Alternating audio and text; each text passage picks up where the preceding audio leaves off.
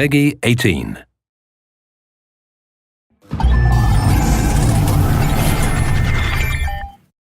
Hello everyone, I'm Colin Graham. I'm the animation director on Watch Dogs, and today I'm excited to present to you a vertical slice of the Watch Dogs free roaming experience.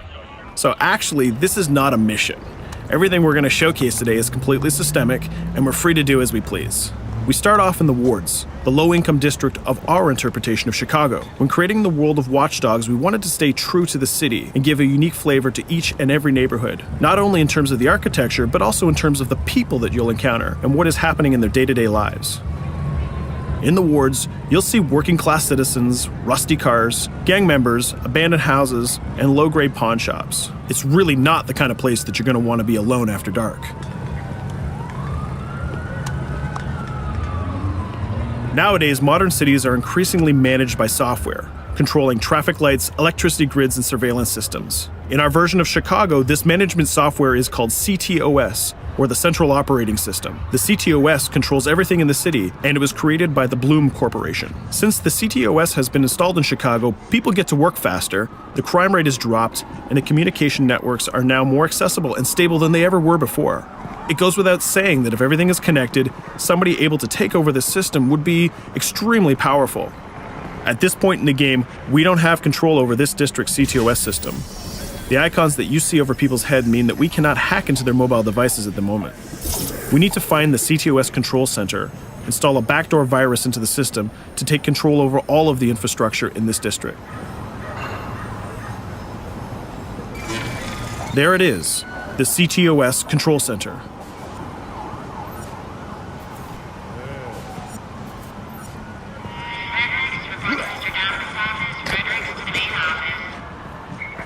Watch it. You're walking someplace you got no business. It's heavily guarded. Let's see if we can find the server access codes from a distance.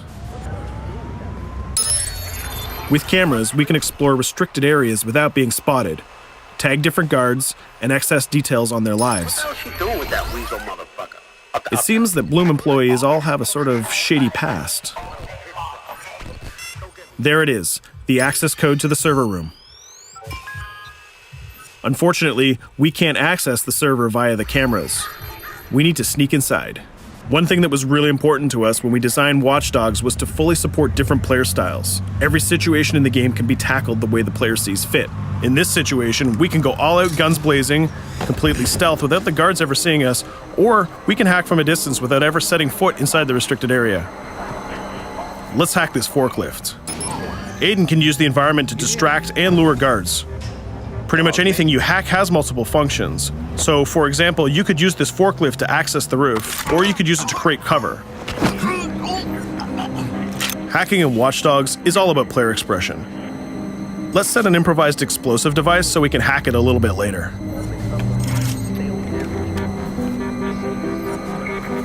You'll also notice Aiden's low-profile stance. This indicates when the guards are unaware of our presence. We'll try to reach the upper level of the building to see if we can gain a vantage point over our opponents. Everything in the environment can be hacked, so we're going to make some dynamic cover. That's how you spend a day off. Some quality meat. We'll use this forklift to lure the guard towards our IED that we set earlier. Let's see how this plan unfolds. You're working them on.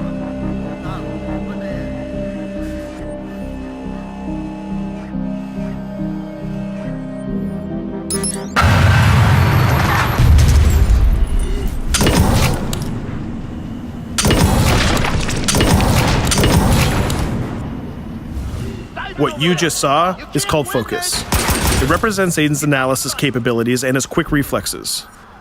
This gives the player more time to combine core game mechanics together, such as shooting, hacking, and driving, in order to handle more complicated situations.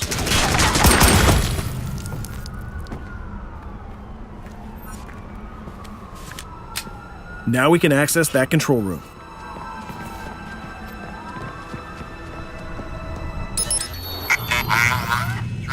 Drop 2, 5.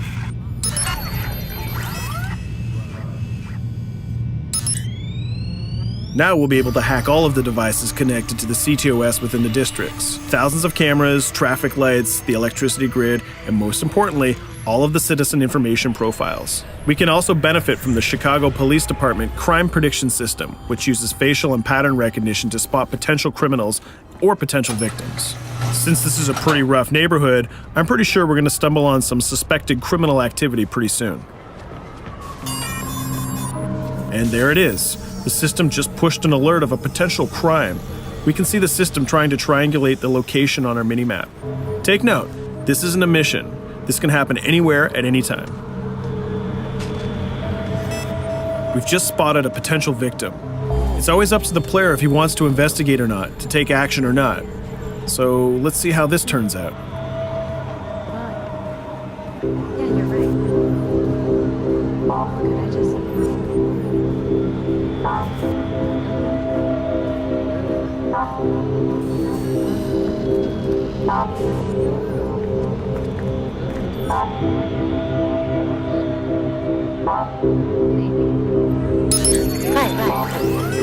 You think you're leaving me? Huh? Jesus, I told you to stay away from me! You belong to me now. Get it? You better leave or I'll call the cops! I'll fucking kill you, goddammit. Get off! Yo! That was close. Good thing that we intervened. We managed to prevent the crime, but we triggered a chase. From here, the criminal's behavior is unpredictable. He can try to get away, shoot back at us, surrender, or call for backup.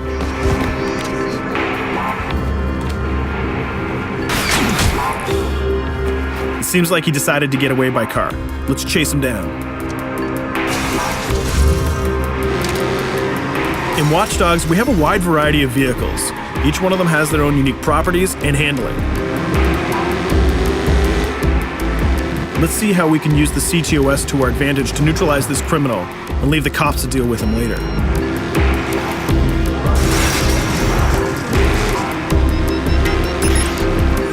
The chase stops right here. Using the blockers usually reserved for the cops during interventions, we managed to stop this criminal without killing him. This gives us a reputation bonus. This system is at the core of the Watch Dogs experience.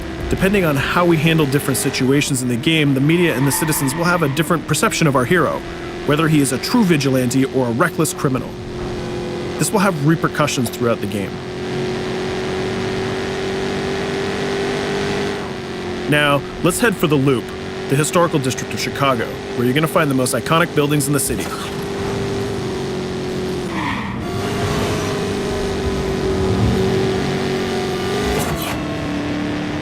We're going to go to a gun shop to see what arsenal is available for players. The economy is a big part of Watch Dogs. Players will be able to grow their arsenal with weapons and craft their tools in order to increase their power and their hacking abilities.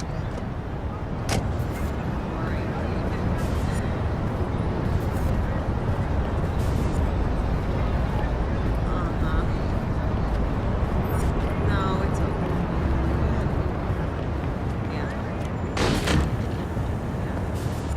You will find all of the weapons that you would expect in a traditional shooter. Pistols, assault rifles, guns, sniper rifles, and grenade launchers, just to name a few. A lot of bullets were fired in our last encounter with the CTOS guards. Let's stock up on some more ammo. Finding everything.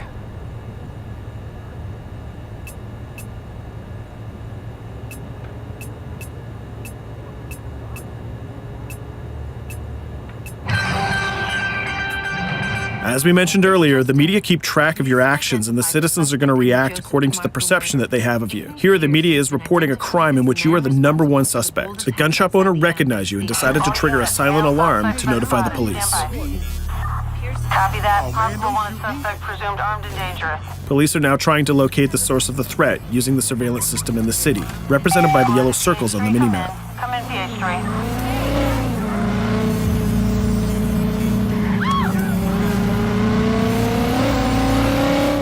Aiden is able to stall their efforts by hacking into their communication systems while avoiding the scanning areas.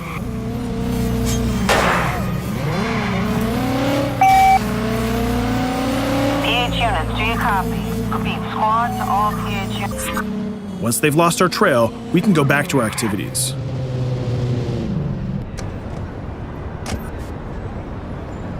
One thing that Bloom did to win over the population of Chicago with the CTOS project was to install free Wi-Fi hotspots throughout the city. Free Wi-Fi is cool, but not very safe with someone like Aiden Pierce around. Hacking into this box is going to give us access to every device that's connected to it. So let's see where that brings us.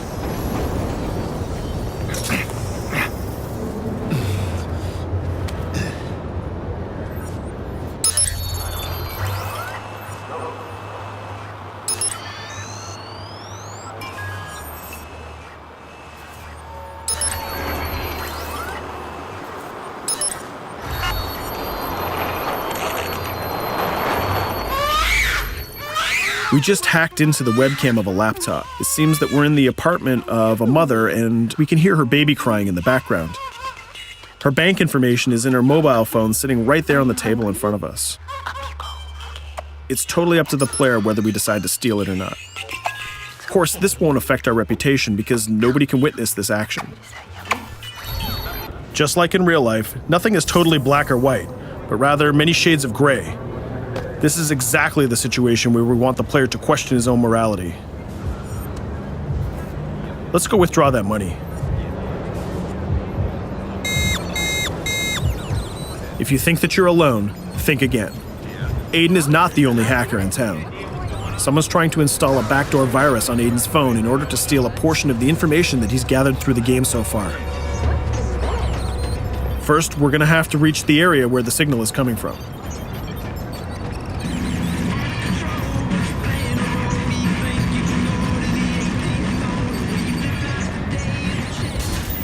Using our profiler, we're going to try to identify the hacker before the installation finishes.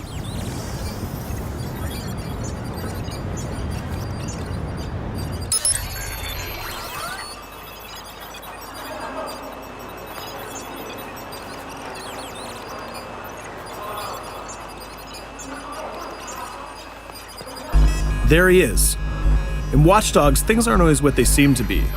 This is actually another player that seamlessly came into our single-player experience. Let's not let him get away with this. We're going to teach this guy a lesson.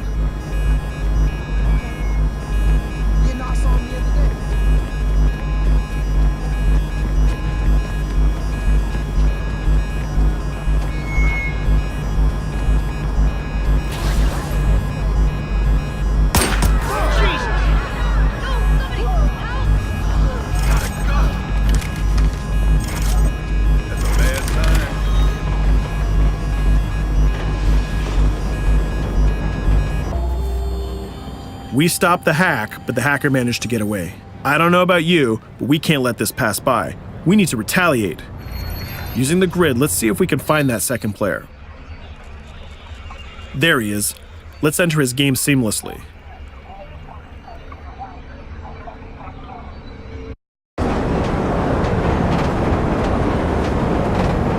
The second player is not yet aware of our presence. If we act carefully, he might think that we're one of the many NPCs in the city.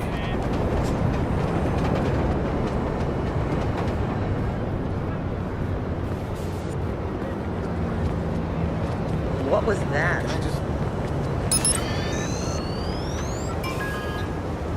So let's find a place to hide and start hacking. What's going on?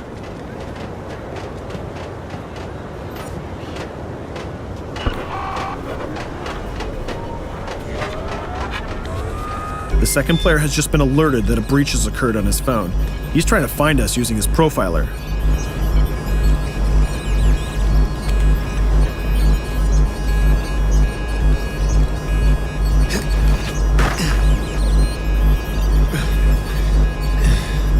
He's dangerously close. Let's hide in the car.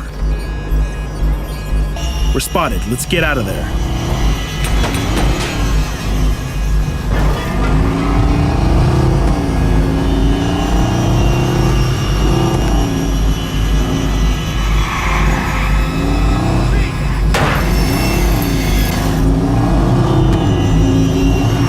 Let's set up an ambush right here.